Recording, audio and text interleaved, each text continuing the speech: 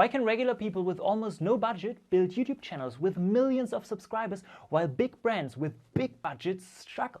In this video, I want to tell you 8 reasons why creators are more successful on YouTube than big brands.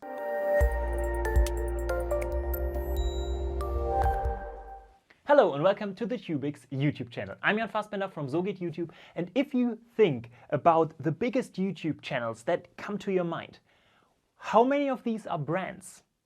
Well, nowadays, of course, most channels are probably run by a team of people, but classic brands, probably none of them. And for a fact, most YouTube channels of big brands have less than 100,000 subscribers, and the others heavily rely on paid advertising. Why is that? Here are the 8 reasons.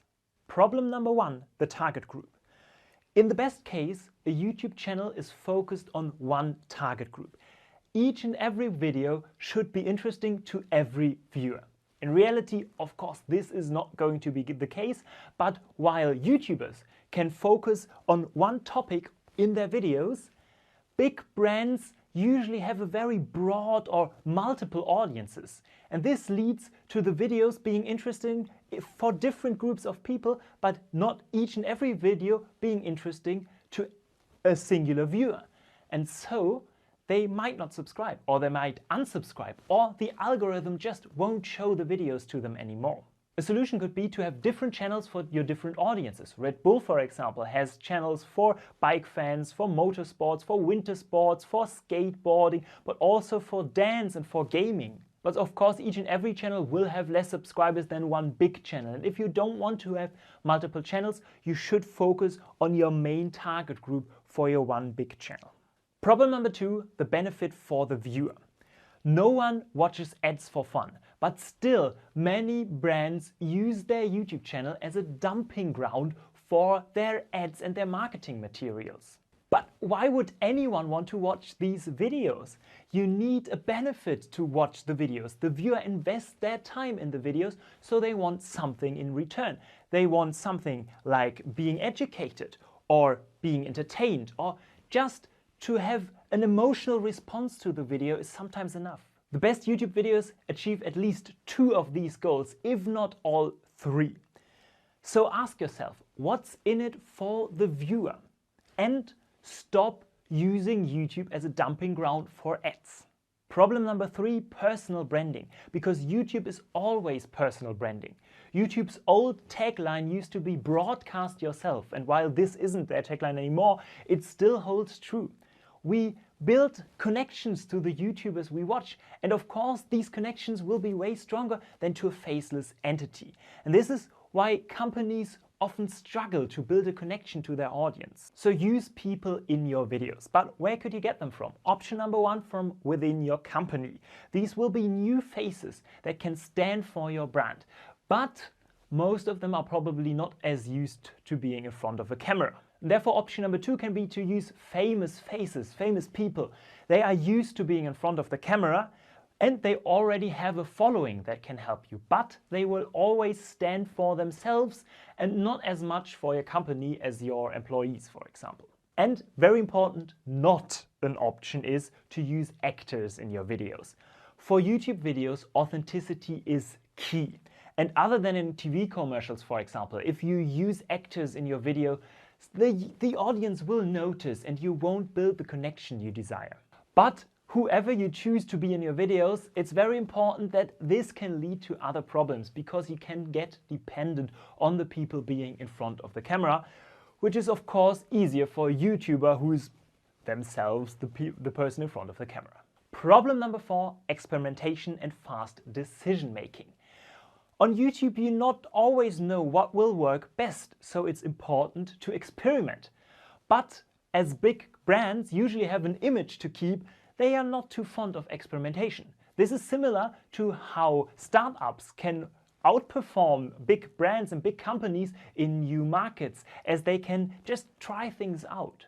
If you cannot experiment with your main YouTube channel of your company, a solution could be to experiment in a specific country that you have a YouTube channel for, and if it works, you can adapt it for the main YouTube channel. More on internationalizing YouTube channels in this video. Advantage number 5 that YouTubers have over brands is no pulling in different directions. If a YouTuber starts their channel, they can decide which videos to create, and in the best case, they focus on one strategy. Companies, on the other hand, are like YouTubers with personality disorders. Most often than not, each department has a different view and a different opinion on what is best for the YouTube channel and what they want to do with it. And if everyone has access and can upload videos to the channel, it will become a mess rather quickly. So don't give anyone except the marketing access to the YouTube channel. If a department wants to publish a video on the YouTube channel, they need to go through marketing. The problem with this solution is that it might discourage different teams from actually making YouTube videos. Therefore, the marketing team needs to work together with these teams and make sure that it doesn't seem like you're working against each other. Problem number 6 is consistency. And on YouTube, consistency is key. Uploading regularly, targeting one audience, being consistent in branding and in tone of voice. Many companies have problems with this. This can come from the pulling in different directions. It can come from this multiple audience problem, but there are more reasons for consistency issues. For uploading regularly on YouTube, you need to have enough resources. And while a YouTuber's main job is to create videos for their channel, in companies, other daily business can come in the way. The solution is to decide on an upload frequency, like once per week, and dedicate enough resources to achieve this. Keep an editorial calendar and have a proper production process in place. Advantage number 7 that YouTubers have compared to companies is the focus on community. YouTubers understand that YouTube is social media, and social media is all about building a community. Companies oftentimes forget this aspect of their channel. They just push their videos out to the audience, but there's no communication. They might have a dedicated community management, but most times this only means answering comments. And while this is a good starting point, community is about much more than just comments. The viewer should interact with the videos. They should feel like they're part of the channel. More on how to achieve this in this video. Problem number 8 is thumbnails.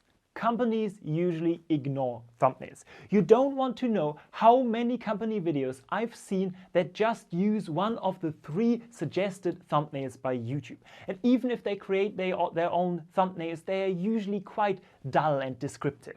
YouTubers understand that at least as much effort needs to go into the thumbnail and title of your video than into the video itself. If no one clicks on the video thumbnail, they won't watch your video. So plan your video with a title and thumbnail in mind before even shooting it. And if a video doesn't perform as well as it should, think about how to change the thumbnail. If you want to learn more about how to create a great thumbnail, check out this video. And if you want to grow your brand on YouTube, check out our guide for brands on YouTube. That's it from me. Bye, your Jan.